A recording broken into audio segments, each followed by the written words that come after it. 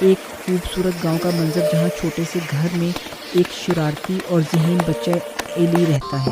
علی اپنے پرانے store room میں کچھ ڈھونڈ رہا ہے۔ اچانک اسے ایک پرانا چمکتا ہوا نیلا چشمہ ملتا ہے۔ ارے یہ کتنا عجیب چشمہ ہے، ابا جی کا تو نہیں لگتا۔ اسے پہن کر دیکھتا ہوں۔ جیسے ہی علی چشمہ پہنتا ہے اسے ہر چیز رنگین اور چمکتی ہوئی نظر آنے لگتی ہے۔ علی باغ میں جاتا ہے جہاں اس کی پالتو بلی مانو بیٹھی ہے۔ علی حیران رہ جاتا ہے کیونکہ اسے مانو کے سر پر ایک تھوٹ ببل سوچنے والا بادل نظر آتا ہے اور مانو کی آواز سنائی دیتی ہے۔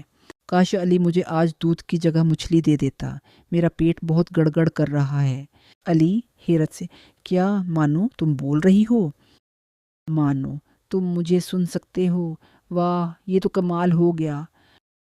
علی خوشی سے اچھلتا ہوا پاس کے جنگل کی طرف بھاگتا ہے۔ وہ راستے میں ایک چڑیا کو دیکھتا ہے جو پریشان حال ادھر ادھر اڑ رہی ہے۔ چڑیا روتے ہوئے، کوئی میری مدد کرو، میرا پیارا موتی ایک چمکتا ہوا پتھر اس گہری جھاڑی میں گر گیا ہے اور وہاں ایک بڑا سانپ سو رہا ہے۔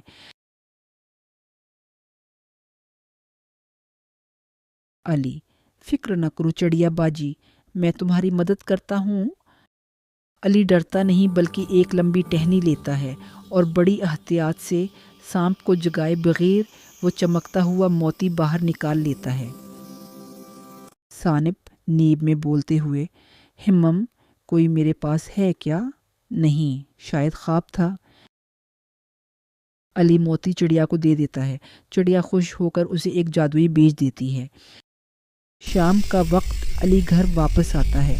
علی کو احساس ہوتا ہے کہ جادوئی چشمہ اسے دوسروں کی وہ تکلیفیں دکھا رہا ہے جو عام طور پر نظر نہیں آتی۔ وہ فیصلہ کرتا ہے کہ وہ ہمیشہ جانوروں اور پرندوں کا خیال رکھے گا۔ علی کی سوچ، یہ چشمہ صرف جادوئی نہیں، یہ تو ہمدردی کا چشمہ ہے۔ اچانک علی کی امی اسے آواز دیتی ہیں۔ وہ ہڑبڑا کر چشمہ اتارتا ہے تو سب کچھ نارمل ہو جاتا ہے، لیکن اسے اب بھی جانوروں کی خاموش زبان سمجھ آنے لگی ہے۔ تو بچوں، جادو چشمے میں نہیں، ہمارے دل میں ہوتا ہے۔ جب ہم دوسروں کا احساس کرتے ہیں تو پوری کائنات ہم سے باتیں کرنے لگتی ہے۔ سبق، جانوروں سے محبت کریں اور ان کی ضرورت کا خیال رکھیں۔